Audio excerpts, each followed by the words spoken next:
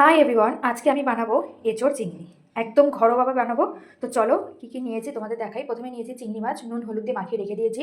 আর এঁচোড়টাকে আমি নুন আর হলুদ দিয়ে সেদ্ধ করে রেখে দিয়েছি। এখানে নিয়েছি কাঁচা লঙ্কা আর টমেটো বাটা, আর ডুমো ডুমো করে আলু আমি এখানে কেটে নিয়েছি। তো কীভাবে রান্না করি চলো সেটাই তোমাদের আজকে শেয়ার করবো। দেখো, প্রথমে আমি এখানে কড়াইতে তেল গরম করতে বসিয়ে দিয়েছিলাম। এবার আমি এখানে প্রথমে আগে মাছগুলোকে ভেজে নেব।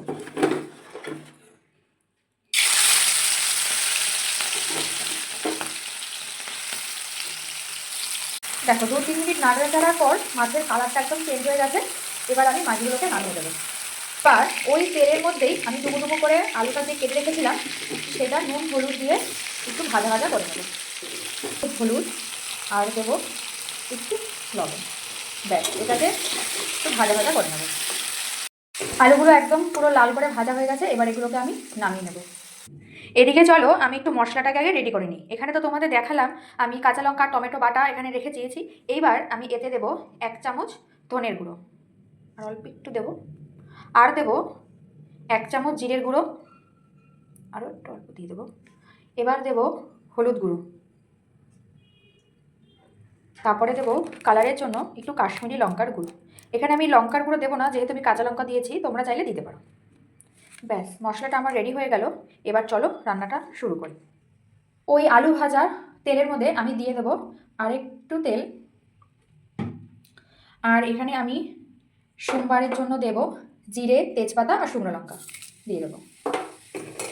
দিয়ে একটু এটা ফোড়নটা হয়ে গেল। দেখো, ফোড়নটা হয়ে গেছে। এবার আমি যে মশলাটা ইসে করে রেখেছিলাম, গুলিয়ে রেখেছিলাম, সেটা এর মধ্যে দিয়ে দেবো। দিয়ে একটু নাড়তে থাকবো। দেখো, মশলাটাকে আমি একটু কষিয়ে নিয়েছি।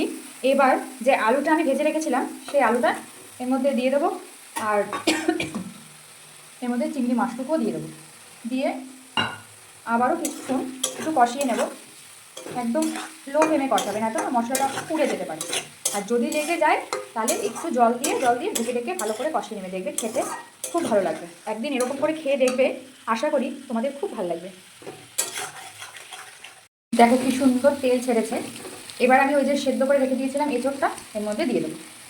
দিয়ে আবারও কিছুক্ষণ এঁচোড় আলু আর চিংড়ি মাছটাকে কষিয়ে নেব।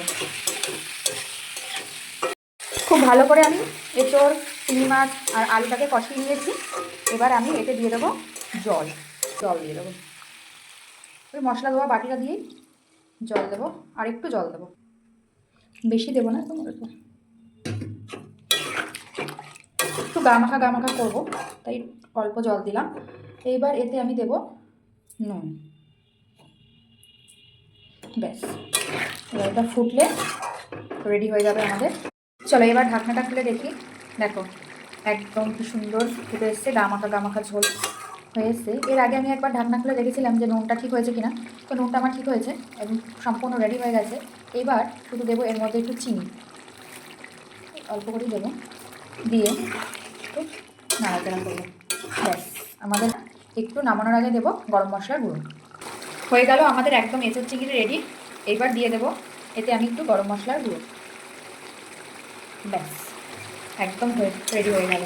তো আমার এই সিম্পল এঁচোড় চিংড়ির রান্নাটা তোমাদের কীরকম লাগলো আমাকে অবশ্যই কমেন্ট করে জানাবে। কেমন লাগলো এই ভিডিওটা কমেন্ট করে যেতে কিন্তু ভুলো না।